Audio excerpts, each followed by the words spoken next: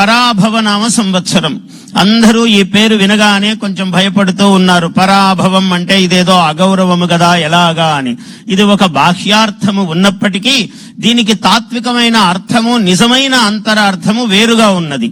ఈ వేదిక మీద నుంచి నేను అందరికీ తెలియజేస్తున్నాను ఏమిటంటే, పరా అనేది వాక్కుకు సంబంధించింది.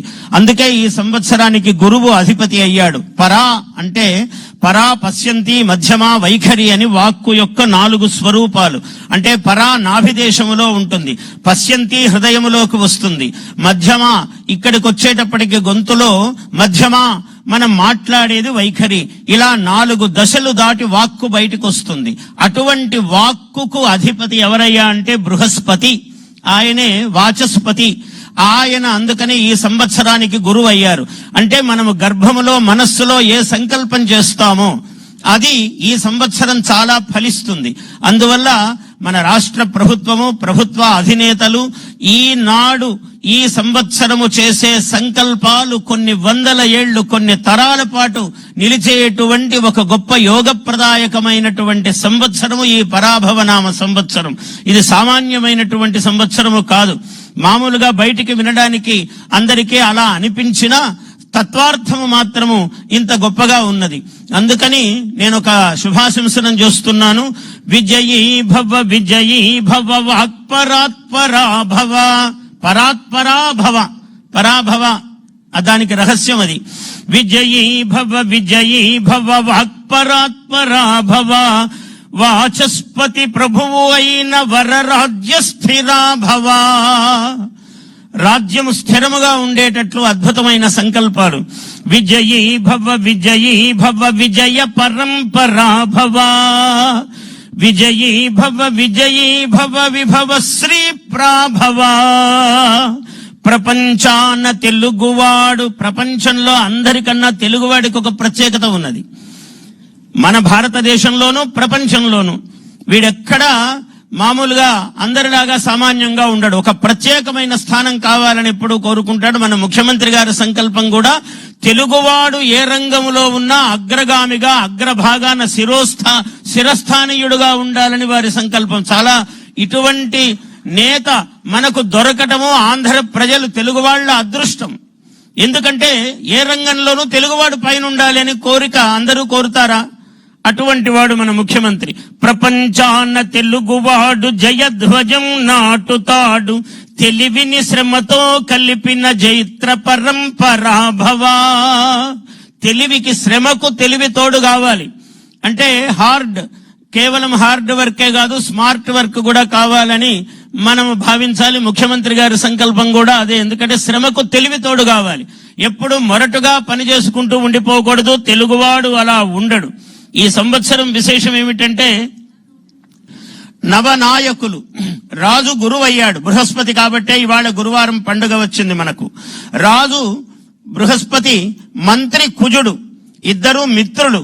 అందువల్ల రాజు, మంత్రి ఎప్పుడైతే పరస్పరం మిత్రులో, కేంద్ర రాష్ట్ర ప్రభుత్వాలు పరమ సఖ్యంతో, స్నేహభావంతో ప్రజాహితమైన వైపున అడుగులు ముందుకు వేసేటువంటి పరిస్థితి ఈ సంవత్సరం ఉన్నది. రాజా గురువు కావడము చేత ఇంకో విశేషం ఏమిటంటే, ఈ వర్ష లగ్నము, జగల్ లగ్నాలని మనం పరిశీలించినట్లయితే మనకి ఈ సంవత్సరం వర్షపాతము చాలా విస్తృతముగా ఉన్నది. నిన్ననే దానికి శ్రీకారం అయింది. మనం అందరం చూస్తున్నాం. నిన్ననే వర్షం ప్రారంభమైంది. అంటే వచ్చే ముందే ఒక జయధ్వానం అన్నమాట. అందువల్ల నిన్ననే వర్షం ప్రారంభమైంది. పాడి పంటలు చాలా చక్కగా ఉంటాయి. రాష్ట్ర ప్రజలందరికీ చాలా అభ్యుదయహేతువుగా ఉంటుంది. ముఖ్యముగా యువతకు చాలా ఆశాజనకమైన పరిస్థితులు, వాతావరణాలు, ప్రభుత్వం యొక్క సహకారము చాలా ఉంటుంది ఈ సంవత్సరము. అలాగే జగల్లగ్నము వృషభము కావటం వల్ల స్త్రీలందరికీ కూడా చాలా అభ్యుదయ హేతువుగా ఉంటుంది ఈ సంవత్సరం. ఇటువంటి విశేషాలు. తర్వాత గురువు ఎప్పుడైతే రాజుగా ఉన్నాడో, భాష, సంస్కృతి మనం చూస్తూనే ఉన్నాం గత సంవత్సరం నుంచి. ఇంతగా సాంస్కృతిక చైతన్యము ఎప్పుడు గతములో చూసి ఎరుగము. దాదాపు 200 మందికి పైగా సత్కారాలు చేయవలసి వస్తే ఆయనకు ఎంత ఓపిక. 2-3 గంటల పాటు నిలబడి ప్రతి ఒక్క వ్యక్తికి సత్కారం చేశారు. ఈ సంవత్సరం కూడా అలాగే కొన్ని వందల మందికి, విశేషంగా ఎక్కడెక్కడో మారుమూలలో ఉన్నటువంటి మహాత్ములందరినీ కూడా గుర్తించి సత్కారాలు చేస్తున్నారంటే చాలా ఈ సాంస్కృతిక చైతన్యం ఈ సంవత్సరం ప్రత్యేకంగా మనం చెప్పుకోదగి ఉన్నది. అలాగే ఇంకా ఏం విశేషాలు ఉన్నాయంటే, రాజు ఎప్పుడైతే గురువు అయి ఉన్నాడో, రాజు గురువు అంటే అర్థం ఏమిటండి? అసలు మహా విద్వాంసుడైన వాడు గురువు, చాలా తెలివితో పనిచేసేవాడు ముఖ్యమంత్రి అని అర్థం. అంటే రాజు ఆయన ఈ సంవత్సరాధిపతి ఎలా అయ్యారో గురువు మనకు హైటెక్ గురు ముఖ్యమంత్రి. కాబట్టి గురువేమో మనకు రాజు ఈ సంవత్సరానికి, హైటెక్ గురు మనకు ముఖ్యమంత్రి అయ్యారు. ప్రభుత్వము చేసే పనులు ఈ సంవత్సరము ఏమేమి సంకల్పాలు చేస్తారో, ముఖ్యముగా ఈ దేవతల నగరి, అది దేవతా నగరి, అది విశ్వనగరి, ప్రపంచములో గొప్ప నగరముగా ఎన్నిక కావడానికి, ఒక గుర్తింపు పొందడానికి ఈ సంవత్సరము పాలకులు, ప్రభుత్వము తీసుకునేటువంటి అనేకమైనటువంటి విశేషాలు. ఆర్థిక బలము కూడా ఈ సంవత్సరం చాలా బాగుంటుంది. బుధుడు మంచి అనుకూలముగా ఉన్నాడు, అర్థమును కలిగించవలసిన వాడు. ఆర్థిక ప్రగతి ఈ సంవత్సరము ఎలాంటి తడుముకోకుండా అటువంటి సహకారాలు ప్రభుత్వానికి లభిస్తాయి. ఇది చాలా గొప్ప విషయం. ఎందుకంటే మహాలక్ష్మీదేవి యొక్క కృప ఉంటేనే ఏ పనులు జరగడానికైనా. ఇంకో ముఖ్యాంశం ఏమిటంటే, గురువు ఎప్పుడైతే రాజై ఉన్నాడో, యజ్ఞ యాగాది క్రతువులు మామూలుగా మానవులందరూ చేసుకోవలసిందే. ముఖ్యంగా ప్రభుత్వము కూడా ఆ దిశగా నడవాలి. దానికి చాలా సౌకర్యం ఉన్నది. ఇవి ఎప్పుడైతే చేస్తామో ప్రజలకు ఎటువంటి ఇబ్బందులు లేకుండా, కారణం ఏమంటే వర్ష మనకు లగ్నాలను సూచించినట్లయితే అంతర్జాతీయంగా, అంతర్దేశీయంగా పరిస్థితులు కొంచెం అంత బాగా లేవు. అవన్నీ బాగా లేకపోవటం వలన సరిహద్దు ప్రాంతాలలో కొంచెం సమస్యలు ఉన్న కారణం చేత రాష్ట్రము ఎంత బాగున్నా ఎంతో కొంత ప్రభావాలు మన మీద పడతాయి. కాబట్టి ఆ దోషాలు ఉపశమించడానికి మనము యజ్ఞయాగాది క్రతువులు, ముఖ్యంగా దేవాదాయ శాఖ చేయవలసినటువంటి పనులు చాలా విశేషంగా ఉన్నాయి. నేను ఆ సూచన చేస్తున్నాను. అటువంటివన్నీ నిర్వహించవలసిన బాధ్యత మన మీద ఉన్నది. మీ టెంపుల్ టూరిజం అన్న మార్గానికి కూడా ఇది చాలా ఉపయోగపడుతుంది వాళ్ళ ఈ సంవత్సరం. ఎందుకంటే దేవుడు, మనం ఎంత గొప్పవాళ్లము, ప్రతిభావంతులము అయినా దైవానుగ్రహము మనకు కలిసినప్పుడే. అందుకనే ఆర్టిఫిషియల్ ఇంటెలిజెన్స్, ఆర్టిఫిషియల్ కాదు, ఆర్టిస్టిక్ ఇంటెలిజెన్స్ అంటే సౌందర్యాత్మకమైనటువంటి తెలివి.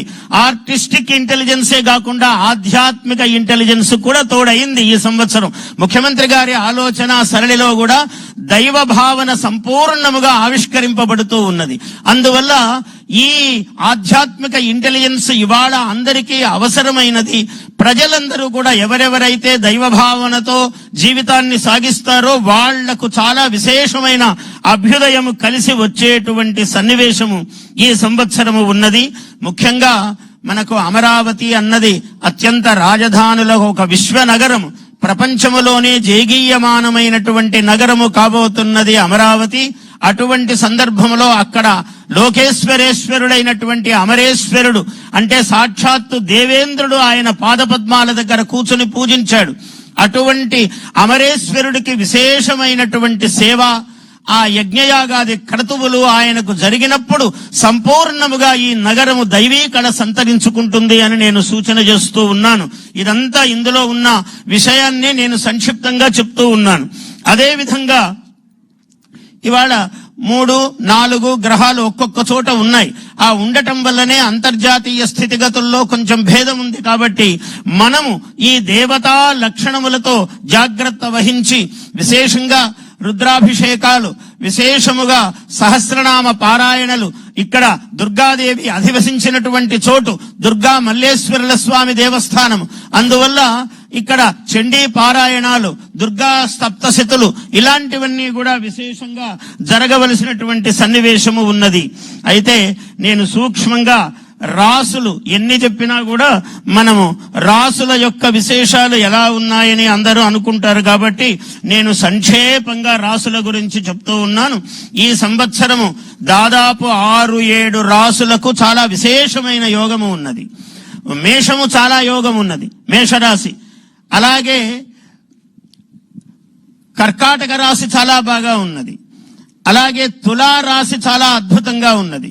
ఆ విధంగానే మకర, కుంభాలు, మీనము కూడా చాలా విశేషంగా ఉన్నాయి. ఈ రాసులకు అంటే చాలా బాగున్నాయి కాబట్టి మనం ఎక్కువ బాగున్నాయంటే పనిచేయకపోవడానికి లేదు. చాలా ఎక్కువ శ్రమ, ఎక్కువ దైవభక్తి, ఎక్కువ జాగ్రత్తలు మామూలుగా అన్ని రాసులకు. అసలు గురువు ఎప్పుడైతే ఇక్కడ ఉన్నాడో మంత్రి కుజుడయ్యాడు కాబట్టి అక్కడక్కడ మాట తూలుతూ ఉంటారు. ఏ మానవుడు మాట తూలరాదు. మాట ఎంత జాగ్రత్తగా ఉంటే మనం కొంతమంది పెద్ద నాయకులను చూస్తాం. మనకే ఉదాహరణ, ఎప్పుడూ మాట జారడు.